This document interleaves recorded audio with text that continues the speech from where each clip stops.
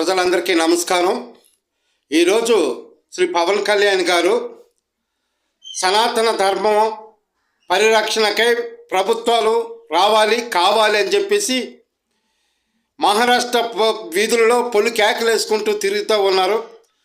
మరి ఇదే సనాతన ధర్మం పూర్వంలో ఎన్ని వర్గాల వారికి ఎన్ని కష్టాలు వచ్చి, ఎన్ని నష్టాలు వచ్చి, ఎన్ని ఇబ్బందులు ఎదుర్కొని ఈరోజు ఆధునిక యుగంలోకి అడుగుపెట్టి అందరూ కలిసిమెలిసి అన్నదమ్ముల్లాగా ప్రశాంతమైన జీవితం జీవిస్తూ ఉన్నటప్పుడు పవన్ కళ్యాణ్ గారు వచ్చి ఇప్పుడేమో సనాతన ధర్మం ఒక ప్రభుత్వమే కావాలట. చాలా ఆలోచించండి. అంటే రాజ్యాంగాన్ని తొంగలో తొక్కి మన ధర్మశాస్త్రాన్ని తీసుకొచ్చి దాన్ని అమలుపరుచుకోవడానికి చేస్తున్నటువంటి భయంకరమైనటువంటి కుట్ర.